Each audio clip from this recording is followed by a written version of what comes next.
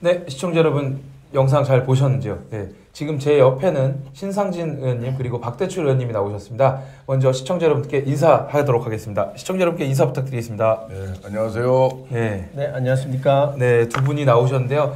제가 이 두 분을 모신 이유는 일단은 코로나19 특위의 부위원장이신 신상진 의원님께서는 의사시기 때문에 여러분들께 전문 지식을 좀 들려드릴 수 있을 것 같아서 여러분들께 좋은 얘기 들려드리기 위해서 모셨고요. 그리고 의학적인 관점 그리고 언론의 문제점에 대해서 이야기를 좀 해보도록 하겠습니다. 먼저 신상진 의원님 네.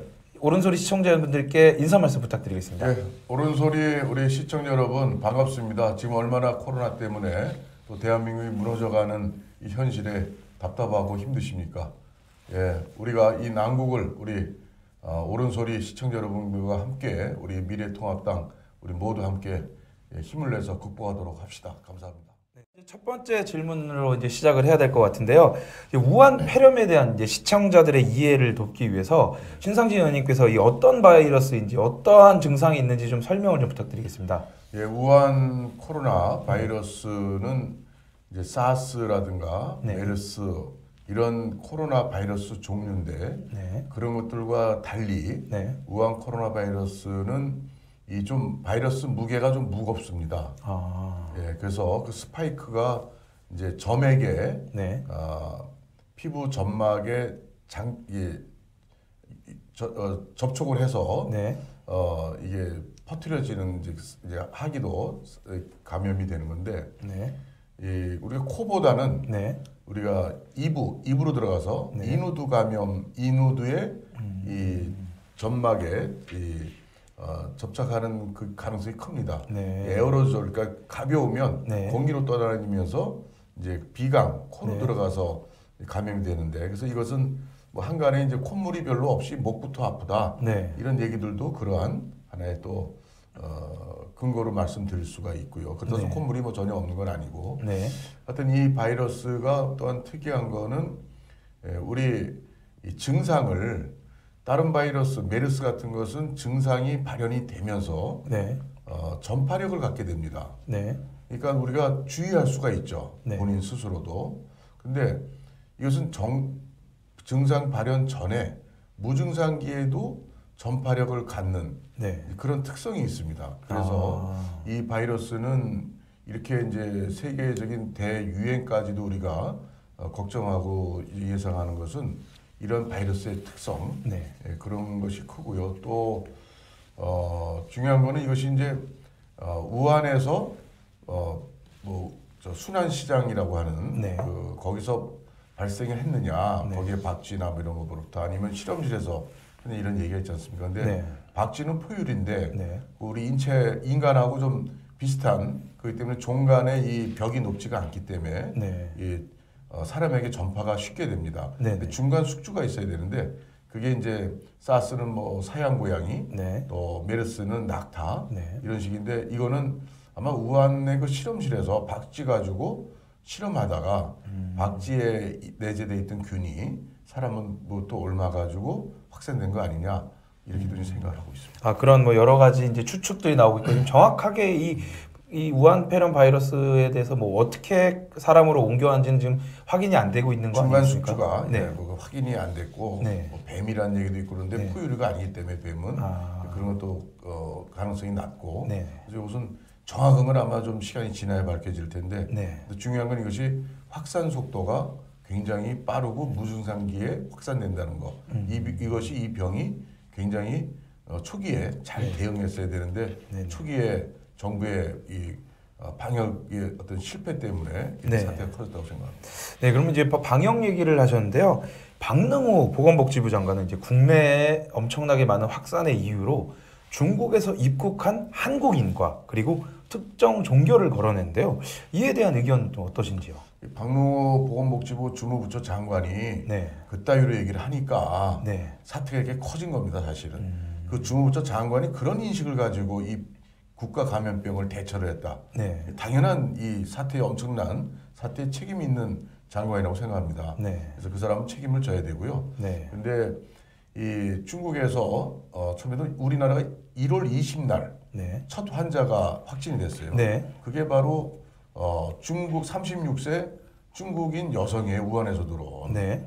그러니까 우한에서 그때 중국인, 물론 한국인도 들어왔죠. 네. 근데 결국은 발생지가 우한이고 중국 우한이고 중국에 퍼져 있었고 네. 그런 상태에서 중국인들을 입국 금지를 안 시키고 다 들어온 거예요. 네. 하루에 뭐 4, 5만 명씩 들어왔습니다. 초기에. 네. 그랬을 때 그 사람들이 무증상 상태로 우리 국민들한테 얼마나 전파했는지는 네. 그것은 역학조사라도 제대로 알 수가 없어요. 네.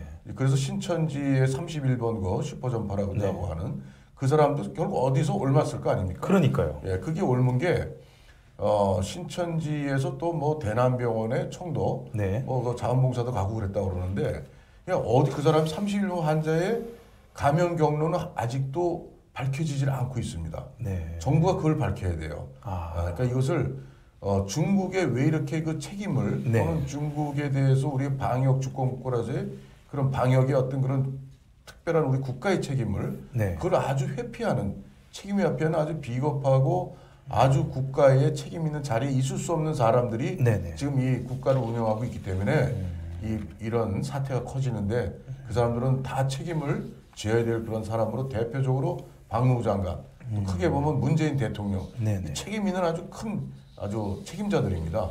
그럼 이제 책임이 이제 정부에 많이 있다 이렇게 얘기를 하셨는데요. 그러면 이제 이 우한 폐렴의 전파 속도를 볼 때 이제 방역이나 혹은 전파 방지에 대한 정부의 대처는 10점 만점 중에 몇 점으로 주실 수 있을까요? 저는 빵점이라고 봅니다. 빵점. 왜냐하면요, 보세요. 네. 미얀마 네. 그 의료도 낙후돼 있고 그 네. 위생도 낙후돼 있는 네. 그런 국경을 접하고 있는 나라에서 차단을 했잖아요. 네. 아직 한 명도 없대요. 네. 또 이스라엘이면 이스라엘도 우리나라 비행기 가니까 네. 바로 착륙하고 2시간 만에 돌려보냈잖아요. 네네. 이런 식으로 세계 나라들이 네. 이 주권 국가로서의 국가 감염병에 대한 대처하는 것은 후진국이든 선진국이든 똑같이 이렇게 합니다. 근데 중국도 그랬잖아요. 우리 한국이 우한 이저 폐렴이 많이 늘어나니까 중국에서 우리가 국민을 위해서 외교고 뭐고 간에 우리가 막을 수밖에 없다. 네. 입국 금지할 수밖에 없다고 중국이 네. 얘기하잖아요. 이것은 전 세계 공통이고 우리나라 강경화 외교부 장관이 뭐 항의했다 전화로 네. 뭐 이렇게 이렇게 얘기하는데 항의한다고 그 나라에서 받아들입니까? 그러니까 우리나라가 이 우한 폐렴에 대한 초기 대응에 있어서 네. 정부가 중국의 눈치, 중국의 저자세 여기에 대해서 도대체 저는 정치인이자 의사로서 네. 이 문재인 정권이 왜 이렇게 중국에 이렇게 대처를 하고 있는가? 거기에 뭔가 말 못할 엄청난 사정이 있지 않을까? 네. 저는 이런 것은 앞으로 국정감사를 통해서도 모든 이런 부분은 아주 국민 앞에 이 국민이 이렇게 큰 피해 보는데 네. 여기에 대한 원인 진단이나 그거에 네. 대해서는 앞으로 향후 우리 이 사태를 좀 극복하면서 밝혀야 될 거라고 봅니다. 네. 의사이시니까 이런 그 바이러스라든지 이런 병명을 붙이는 거에 대해서 뭐 2015년에 WHO가 권고를 했다 그러는데 왜 갑자기 이렇게 바뀌었다고 생각하십니까?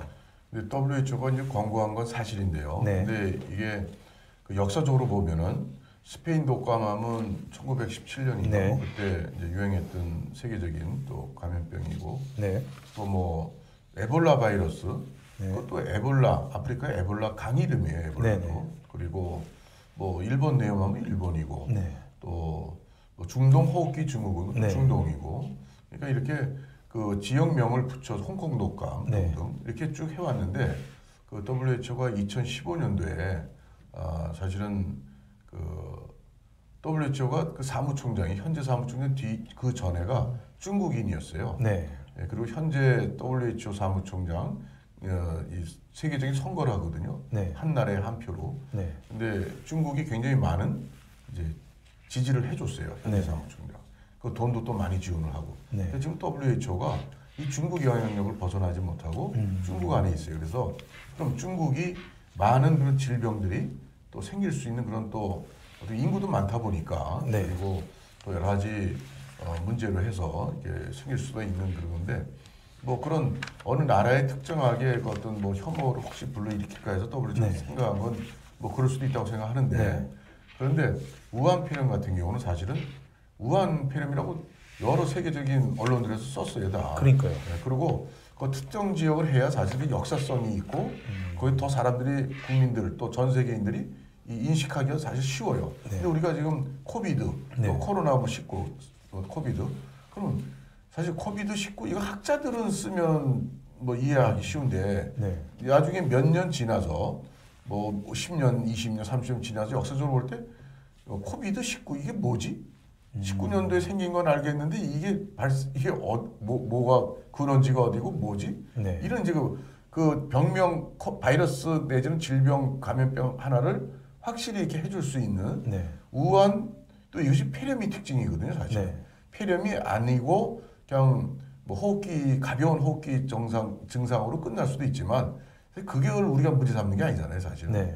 우한에서 발생된 그 신종 코로나 바이러스로 해서 생긴 폐렴. 네. 이것이 인류에게 치명적이고 생명에 위협을 가하는 거죠. 네. 그래서 사실은 우한에서 생긴 폐렴이다. 폐렴 감염병이다. 네. 이것이 정상이고 그래서 저는 뭐 거기에 양쯔강이 지나가잖아요. 양쯔강이 네. 있는데 후베이성도 이게 강 이름이에요. 네. 이게 그래서 저는 양쯔강 바이러스 이래도 되고요. 네. 그 WHO가 지금 하는 짓이 네. 정말 이게 너무 중국 편애적이고 네. 네. 이것도 국가 비상사태를 선포를 했는데 네. 그걸 원래 우한이 봉쇄되고 하면서 원래는 WHO에서 경론을 벌였대요. 네. 이걸 세계적인 국제 비상사태로 선포할 거냐 말 거냐 반반 나눠져가지고 WHO 지금 집행부가 상당히 이 친중국적인 이런 입장이라 저희가 감안해서 평가해야 되고 앞으로 저희는 역사적으로 세계적으로 학술지나 뭐 어떻게 쓰든 간에 사실 우리는 그 우한 코로나 바이러스 폐렴. 네. 예, 저는 폐렴 감염증. 네. 이게 감염증. 그렇게 쓰는 게 저는 맞다고 봅니다. 네, 그러니까 어차피 이게 WHO의 권고 사항이잖아요. 그 강제성이 없는 권고죠. 권고기 네. 때문에 뭐 어떻게 부르는 거는 사실상 의미가 없는. 그러니까 그리고 WHO에서 네. 국가 간의 이동은 적당치 않다고 발표했어요. 국가 네. 비상사태를 선포하면서 네네. 국가 간의 이동과 교역을 금지하는 거는 제한하는 건 맞지 않다.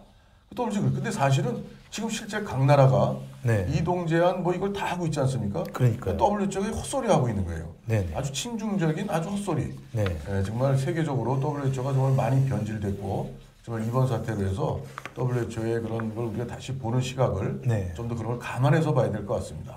요즘 뭐 방금 얘기하신 거에 좀 이어서 좀 여쭤보면요. 이제 의사시지 않습니까? 그렇기 때문에 이제 이 우한 폐렴이 언제쯤 좀 줄어들지 그리고 지금 이제 국민들이 좀 점점 공포를 느끼고 있지 않습니까? 네. 그거를 막기 위해서 정부와 지자체가 해야 될 일이 무엇인지 좀 말씀 이 부탁드리겠습니다. 우한 코로나 이 바이러스 폐렴의 이 정말 제일 중요한 위협적인 게 아까 말씀드렸듯이 네. 무증상기에 전파가 시킬 수 있다는 거. 네.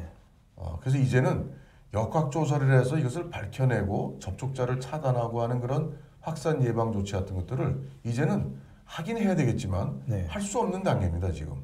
그런 상태. 그렇다면 이것이 언제까지 종식이 될 거냐. 근데 지금 문재인 대통령도 지난번에 머지않아 종식될 거다. 네. 여러분 일상생활로 돌아가셔도 좋을 것 같다. 이런 얘기들을 하는 것은 그때 사람들이 마스크를 많이 쓰고 다니다가 네. 대통령이 그 말 때문에 마스크를 벗고 그리고 이제 모든 활동들이 상당히 일상으로 돌아갔어요. 네. 이것이 그러니까 이 감염의 확산에 대통령이 상당히 주범이다. 네. 큰 역할을 했다. 네. 신천지 못지않게 역할을 했다. 저는 그렇게 생각합니다. 그리고 대통령이라는 사람은 전문가의 의견을 들어서 굉장히 이런 국가 감염병에 대해서는 모르잖아요. 대통령 자신이. 그렇죠. 그리고 전문가들도 또 요즘에 뭐 우리 박대출 의원님이 말씀하실 거지만 이 모 전문가라는 사람은 나와가지고 전문가도 아닌데 네. 약대 교수라는 사람 뭐 있는데 네. 가지고 신천지 사건 터지니까 내 이럴 줄 몰랐다. 그래요. 그게 무슨 전문가예요? 저는 1월부터 우리나라 국내 감염병 전문가 의사들하고 제가 자문을 구해봤어요. 이 사태의 네. 전개에 대해서. 네. 그랬더니 1월부터 벌써 이것은 대량 지역사회 감염이 될 것이다. 네. 지역사회 감염이 메르스는 병원 내 감염, 이 우한폐렴은 지역사회 감염. 네. 그러니까 대량 알지 못하게 환자들이 많이 발생할 거다. 네. 이걸 전문가들이 1월부터 다 예측을 했는데 전문가라고 TV에 나와가지고서 이렇게 확대될 줄 몰랐다. 네. 그게 무슨 전문가입니까? 그래서 언론에서도 그 전문가 같지 않은 전문가들이 나와가지고 교수라는 타이틀을 걸고서 네. 말을 막 하고 국민들을 호도하고 그 급기야는 대통령까지 말씀을 잘못하고 그러니까 대통령도 어디서 특정한 그런 식의 전문가들 자문을 받은 것 같아요. 진짜 전문가 자문이 아니고 네. 그래서 저는 이것이 언제 종식될 거냐 예측할 수 없고 네. 중요한 거는 이렇게 퍼지고 확산하고 또 국민들의 자기 위생이나 국민들이 이걸 이제 하는 게 굉장히 또 중요하죠. 그래서 치료제가 나와야 이것이 끝난다 생각합니다. 메르스 때도 네. 결국은 이제 치료제 또 예방 백신 또 신종플루 2009년도에 신종플루도 이제 타미플루라는 네. 항바이러스제 또 백신 해가지고 그때 종식이 잘 됐죠. 네. 이거는 저는 올해 연말까지도 갈 수 있겠다. 치료제가 빨리 나와야 연말 안에 연말쯤 나온다는데 네. 그렇게 보고 정부 관리는 이럴 때 네. 이것을 자꾸 국민들한테 희망을 준답시고 해서 뭐 7일에서 이 신천지 사건 터졌을 때 전문가들 나와서 정부에서 7일에서 앞으로 10일이 고비다. 네. 고비 무슨 고비예요? 그리고 또 한 달 후면 이게 또 분기점을 뭐 넘을 거다. 그러니까 이런 식의 그 비전문가적이고 정말 그런 그 자기 희망을 갖다가 네. 객관적인 이런 엄중한 의학적이고 과학적으로 바라봐야 될 이 사태를 네. 그렇게 참 무식하게 이렇게 떠드는 사람들 그 사람들이 정말 위에서 권력의 위에서 이렇게 하는 것은 정말 하지 말아야 될 짓이고 그리고 또 하나는 정부의 살리는요. 지금 대구 사태 정세균 총리가 가 있지만 뭐 합니까? 지금 대구에서 의사들이 저한테 전화가 막 와요. 네. 야 큰일 났다. 정부 이것 좀 얘기해달라 이것 좀 얘기해달라. 근데 국회 특위도 구성이 되어서 오늘 아침 10시에 열립니다. 10시에 열리는데 우리 미래통합당에서는 그 빨리 현안 보고도 받고 네. 따질 거 따지고 좀 정부 우리가 또 국회에서 할 일을 하자 하는데 지금 집권당에서 오늘은 위원장 뽑고 간사 뽑고 그리고 업무 보고는 장관들이 뭐 다 바쁘니까 그거 나중에 하자. 근데 이거는 뭐 자기들이 잘못해서 그런 게 자격지심이 그런지 그런 좀 정말 우리는 마음이 급한데 그러니까요. 그리고 대구에 대해서도 지금 그 엑스포가 있습니다. 대구에 네. 큰 거 이제 뭐 있는데 거기에 지금 집에서 1,000명 이상이 지금 집에 자가격리돼 있어요. 네. 치료도 못 받아요. 네네. 근데 이 특성이 경미하게 진행되다가 또 갑자기 악화돼서 사망한 경우들이 있잖아요. 세 그러니까요. 분의 지금 네. 사망자들이 나왔는데 이것을 빨리 그런데 임시 병상을 만들라 이거죠. 지금 병원이 꽉 차 있고 임시 병상에서 칸막이에서 좀 우리는 또 중국보다 또 깨끗하게 잘 만들 수 있잖아요, 그렇죠? 그러니까요. 거기 의사들이 몇 명이 상주하면서 이제 격리된 환자들을 돌보는 그 집에 격리됐으면 어떻게 의사가 집을 찾아갑니까? 그 천 몇 명 집을 어떻게 다 찾아가? 그러니까요. 그러니까 그런 것부터 바로 해야 되는데 그런 계획도 없어요.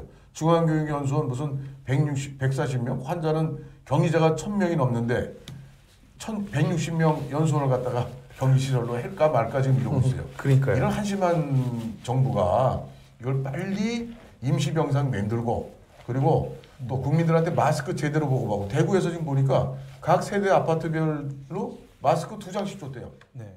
시청자 여러분들은 그런 또 질문을 많이 하실 겁니다.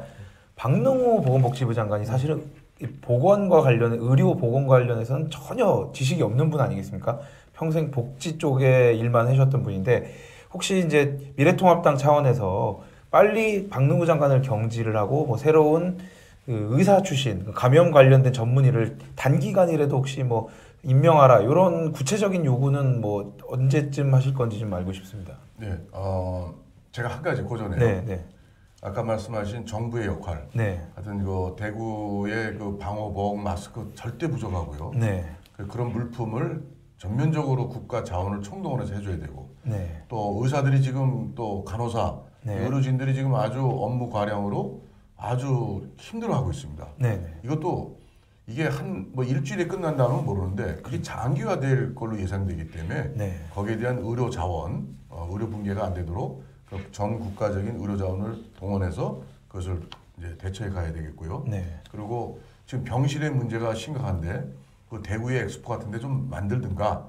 아니면 각 좀 전국적으로 경미한 환자들을 우선 어떤 식으로든 하여튼 좀 치료를 받을 수 있도록 분산 수용한다거나 이런 것들이 필요하고 또 지자체에서는 네. 이 대구 같은 사태가 또 어느 지자체에서 또 발생할지 모릅니다. 네. 그런 일은 없어야 되겠지만 이건 예측을 못 합니다. 그래서 이러한 그 각 지자체는 이 대구의 사태를 보고 교훈을 얻어서 그 격리병상이라든가 이런 거를 좀 미리 확보해두고 대량 발생에 대비한 준비를 해야 된다고 생각을 합니다. 그리고 지금 말씀하신 보건복지부 장관. 보건복지부 장관은 정말 이 문재인 대통령이 출범하면서 공약도 그렇고 제2의 메르스 사태를 막겠다. 이게 국정과제 100대 국정과제에 문재인 대통령이 출범을 했습니다. 네. 그런데 거기에 감염병 전문 병원을 전국적으로 권역별로 만들겠다. 그 하나도 만든 거 없어요. 그리고 국립보건연구원이라고 있습니다. 네. 질병관리본부 안에. 그것이 이제 이런 국가적 감염병 이런 것에서 예측하고 또 거기에 대한 여러 가지 시나리오를 만들고 하는 것인데 네. 그 국립보건연구원 원장을 10개월 동안 공석을 만들어 놨어요. 내부에 누구 추천할 거냐 가지고 해서 최근에 그래가지고 하도 비판이 거세니까 며칠 전에 누구를 임명했어요. 네. 그 중요한 거는 질병관리본부가 사실 질병에 대한 감염병에 대한 실질적인 컨트롤 타워가 돼야 돼요. 네네. 전문가들이 모여있는. 근데 그러니까요. 질병관리본부 어떻게 되냐면 지금 정은경 본부장만 의사 출신이고 그 밑에 감염병 관리센터장이 의사가 아닌 보건복지부 행정직이 와 있고 그리고 긴급 센터라고 있습니다. 긴급 대응센터. 네. 거기 센터장도 행정직이에요. 그러니까 이 감염병에 이런 엄중한 이런 걸 대비할 수 있는 그런 질병관리본부가 평소에 준비가 안 됐다는 겁니다. 이게. 그러니까 이것은 결국은 인재고 정부가 만들어 놓은 그런 잘못의 결과가 이렇게 힘들게 됐다. 이 점에 대해서 저희는 반드시 짚고 넘어가야 되고 네. 그래서 박능우 장관은 그 중에 하나 보여지는 하나의 현상입니다. 그런 사람을 장관을 임명을 해서 이렇게 풀어나가는 이런 국정이 결국은 이것이 국정농단의 한 또 편린이라고 생각을 합니다. 네네. 준비가 안 돼 있어요. 그러니까요. 대통령 공약에도 돼 있고 국정과제에도 선정해 놨는데 정말 엄청 반성을 해야 되고 지금이라도 정신 차리고 부족한 부분을 메꿔야 됩니다. 정세균 총리도 지금 대구에서 그 병상 1,000명이 넘는 환자들이 자꾸 늘어나면서 자가격리돼 있는 거 이걸 해결 못 한다면 총리가 거기 왜 가 있으며 그러니까요. 오히려 서울에서 빨리 전국적인 그런 이 정말 의료 이 사각지대 인프라를 구축을 해야지 정말 쇼로 이거 보여주는 거 아니냐 이런 데서 제가 아주 전문가적인 또는 정치 국민의 한 사람으로 네. 매우 지금 분노를 하고 있습니다. 이런 것들을 봤을 때는 이 정부가 정말 어떻게 보면은 뭐 일부러는 그렇게 하지 않았겠지만 무능이 이런 사태를 만든 건 아닌가. 고의적으로 전파를 했다고 말하기보다 이 정부의 무능이 온 국민을 공포에 넣고 그리고 이렇게 어려운 상황을 만든 건 아닌가 이렇게 생각이 되는데요. 제가 무능하면 한 말씀이 무능이 그럼 왜 무능할까? 네네. 이 대통령부터 이 정부의 권력자들은 전문가들을 얼마든지 활용할 수가 있는데 그러니까요. 왜 무능할까? 저는 근본 원인이 지금의 문재인 정부에 쭉 밟아왔던 길이라고 생각을 해요.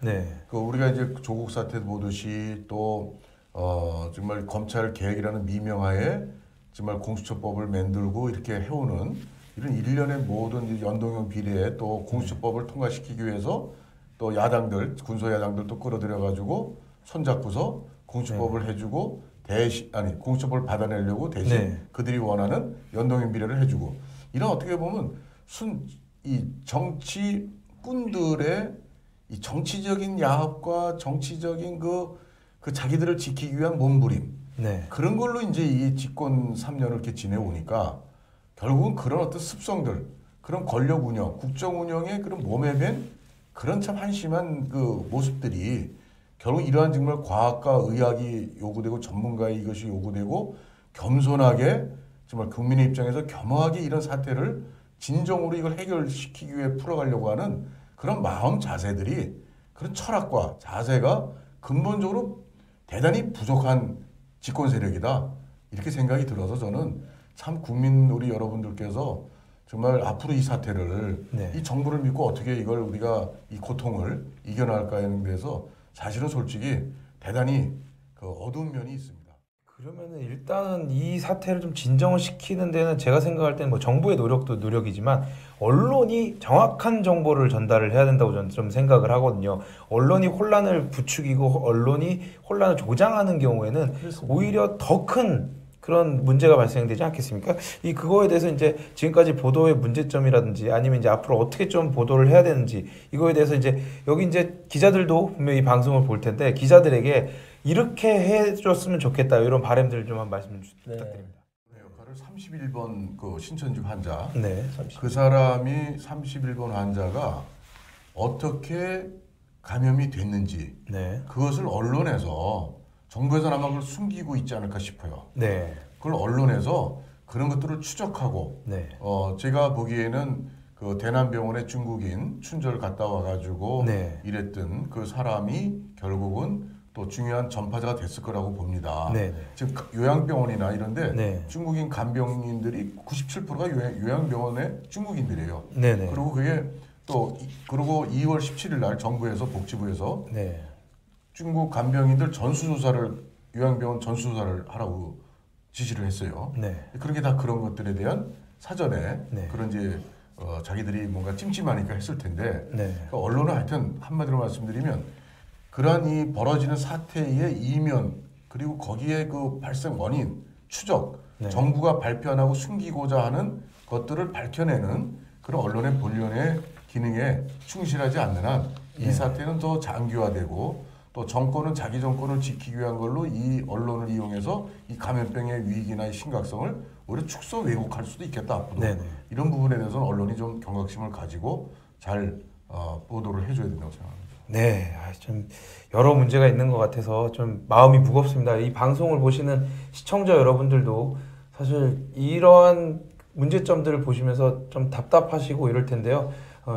어쨌든 우리 미래통합당이 여러분들에게 희망을 주는 그런 활동을 열심히 한다 이렇게 말씀드리겠고 그리고 이제 두 분께 이제 공통적으로 좀 질문을 드리겠는데 이제 지역구에 이제 보면은 뭐 선별진료소라든지 지역구에 지금 뭐 감염 확산의 우려를 지금 걱정하는 민심은 어떤지 이제 뭐 신상진 의원님부터 먼저 부탁드리겠습니다. 예, 제가 살고 있는 성남 네. 그런데도 얼마 전에 누가 또 청년이 네. 열이 난다고 그래서 어떻게 하면 좋냐고 저희 쪽에 전화가 왔어요. 네네. 그래서 가르쳐 중에 1339에 먼저 전화를 하셔라. 네. 그리고 거기서 안내해주는 집 근처 가까운 이제 준종합병원 내지는 대학병원의 선별진료소, 보건소 이렇게 찾아가시라 했는데 다행히 이제 뭐 음성 판정이 나서 다행인데. 그러니까요. 국민들이 자기가 이제 열이 나거나 호흡기 감염 그 증상이 있을 때는 굉장히 당혹스럽죠. 겁이 나고. 네. 어디를 가서 어떻게 될지 이게 뭐 광고는 많이 홍보 내용이나 광고 보더라도 네. 1339도 잘 안 떠오르시는 거예요. 그러니까 이런 이제 국민들께서 수없이건 광고를 해야 되고